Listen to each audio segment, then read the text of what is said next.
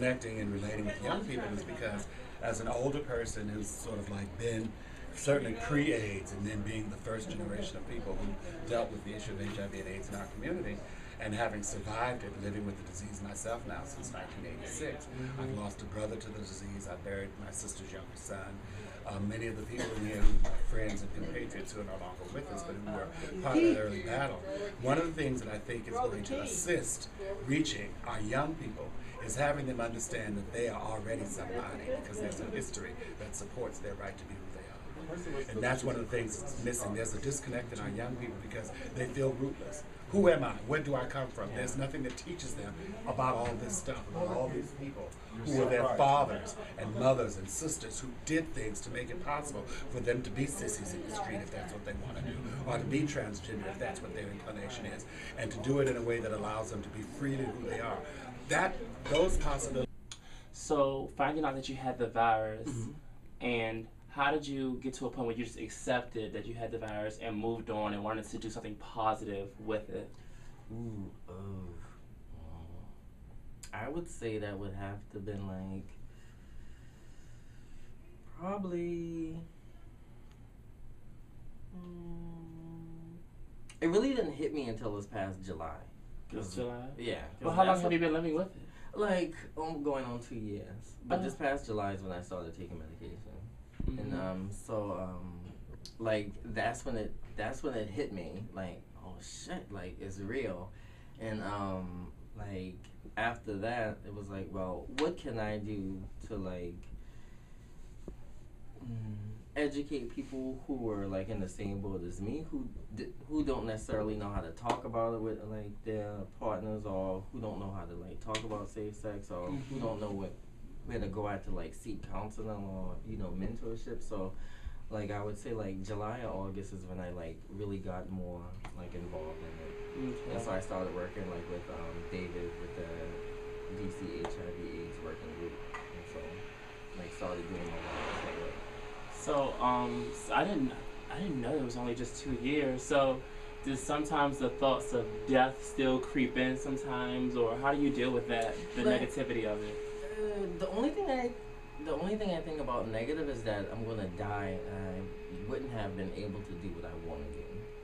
Like right now I do IT work, but I really don't want to do IT work. I shouldn't say that on camera, but I mean, it pays the bills, but money isn't everything. Like I would really give anything to be like a housing counselor, or just like a HIV or AIDS counselor.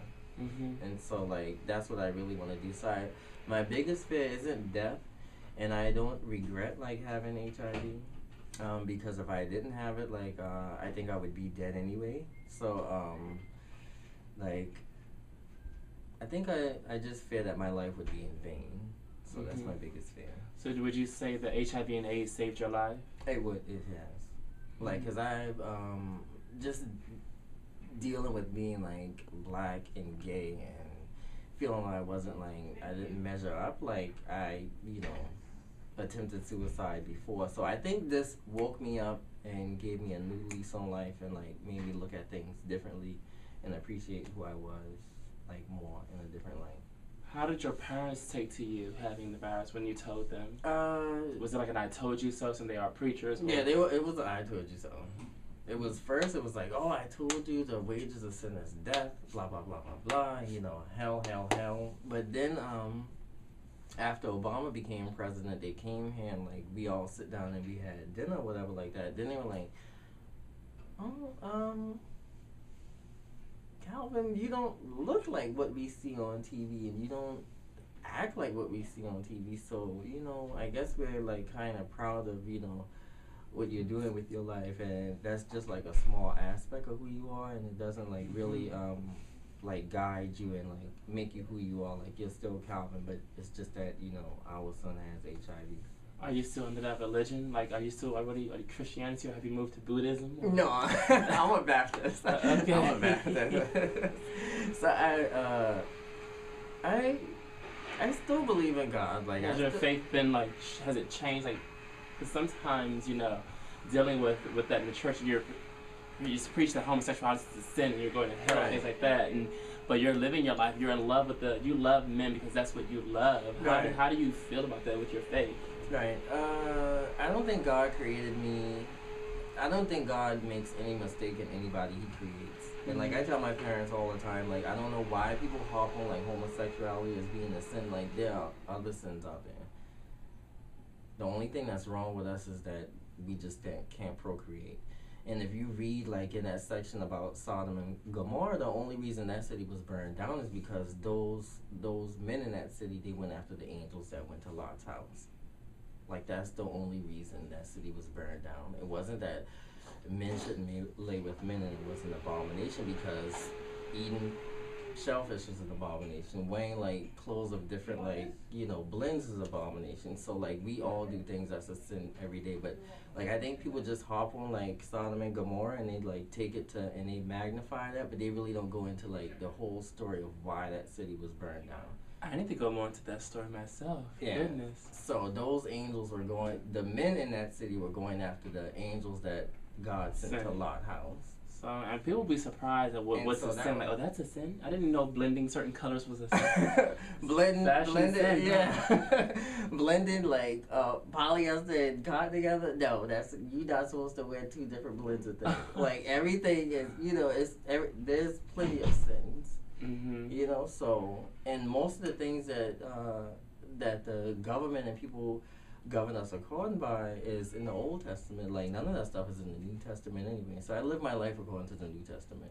I know that's right. So Calvin, like we said with the title, Fabulous with HIV Positive, what are you doing with your life? Because right now you're doing something, because you're telling an audience that's probably never heard it like this before, your story. Mm-hmm. So what are you doing right now, just with the fabulosity of your life? What are you doing? I don't think my life is fabulous. I think your life is fabulous. I mean, you're here, come to... See, I need to get more involved in like men gay retreats and men outings and gay outings. This is really great. I mean, I don't do these things, but I really need to do these things. You touch a lot of people in more ways than you think. Like your the video you did about Chinatown, like we go through that all the time. Oh, the OMG like Muslims? Yeah, like we talk about that all the time. Like, oh my God, like that should happen to us all the time. But somebody finally had like the courage to like say something about it, Mm-hmm. And so what I do is like I blog about like dating and my career, like living with HIV in DC or whatever like that. And so I'm not Carrie Bradshaw by any means necessary, but I have my own little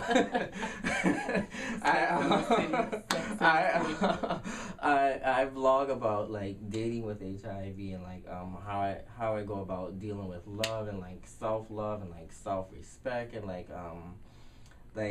how you can still have a good career even though you have HIV. Like you aren't limited. Like I do pretty well for myself. I don't depend on anybody else to take care of me.